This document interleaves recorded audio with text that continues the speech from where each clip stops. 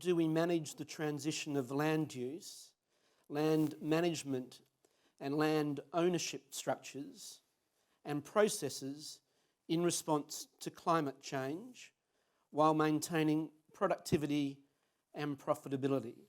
And perhaps, Kenny, are you in a position to talk about this transition of land use, land management and land ownership in response to climate change? Well, I think this is a tough question when it comes to Singapore. For those who don't really understand Singapore, the farmers don't own the land, our government do. So we are at the mercy of our government. All the land belongs to them. They give us pretty short lease term, and that's the battle that we have been fighting year after year, to prolong. Because if we are really serious about food security, why the land can't be a permanent space for agriculture? But because as a small city-state itself, where land is scarce, a lot of times itself is very difficult for them to prioritize their usage. And farmers over the last 50 over years definitely has seen in Singapore that they have actually been pushed further and further away from the town or the city. The unfortunate thing about Singapore is that we do not have a hinterland.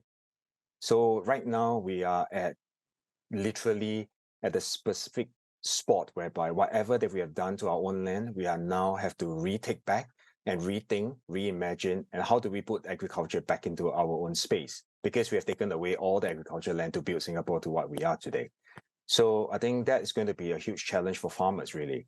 So I can't really answer that question because climate change has changed a lot of things, right? Government also realized that we can't be dependent on the soy-based vegetable farmers who are highly dependent on the weather. And Singapore itself, for those who have been to Singapore, we have two weathers, very wet or very dry. So we have no snow, we have no 4 seasons. But having said that, farmers are now having a disillusion year calendar because the months they're supposed to be dry and warm, it rains. And then months that are not supposed to rain, it just have drought. Like just basically no rain for a period of 2 weeks. And that created a lot of big kind of problems to all the farmers there, especially in the soy-based industry. So I think climate change definitely have created a fair bit, but think about it from another perspective. So what do we do in the city? We start to push everybody indoors. So we started high-tech farming, etc., etc. But we are not, even though we are not at the mercy of climate change, but we are at the mercy of many, many other environments that is affecting farmers. The war, for example, have created a change in terms of disruption. Utility bills itself for high-tech farmers in Singapore that usually occupies 30% of their costs have ramped up to 50%, eating up all their margins that they have, all right, literally in their whole business arena. So if you ask me, the climate change really has a big impact. And if you talk about land management in terms of transferring how that is done, unfortunately, I can't answer that from a Singapore perspective because the way we run it is very different from other countries. Yeah. Thanks, Kenny. And while perhaps extending it a bit, I lived in Singapore for a bit, about 15 years. Now, the main shopping street is Orchard Road, and the road off it's Orange Grove Road. And I asked, well, why is it called Orchard Road and Orange Grove Road? Because that's where Orange Groves used to be, but it's all high-rise now. So tell me, Kenny, is vertical farming, which you're famous for, is that something that is only relevant to places where land is limited? I don't think we have a choice, frankly. So if you really look at vertical farming, as a farmer, is it a wrong thing to go into high productivity yield production? The answer is definitely a yes, that we need to go high tech. But as I've shared earlier itself, if you look at vertical farms in Singapore, many of us actually have to invest heavily in the infrastructure, and then you have to wait for the returns of investments at a much later stage.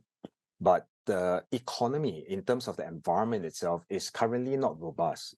Remember what I shared earlier, that we still import 90% of our food. So vertical farm, to me, nobody would say no. So let me put it in another context for everybody. Food security is complex, right? We need to solve many, many problems, whether from the production to the demand to the sales. But at the end of the day itself, farmers still need to be sustainable. So there's no wrong in high-tech farming, every cities will definitely go into that. I have friends currently from New York just came to me, and they say that they have a very robust urban farmers in New York City right now. All the farmers are very excited. Then we have friends in Australia that's telling me that the cities, the youngsters are getting very excited going into farming as well. So you can see there's a growing interest, but I think the realism itself is that it takes the whole ecosystem. Where whichever cities they're in, are we ready as a city? Do the people really buy local? Are they spoiled for choice, or do they still want choice? So I think that is the question we have to ask ourselves, that whether how can we actually do that? So right now we have ramped up in terms of number of startups of high-tech farms in Singapore. Over the last 2 years, we have easily 30 to 40 high-tech farmers right now. But if you ask me, are they sustainable? I would say let's wait and see. It's still a long way for them to really see results. Thanks, Kenny.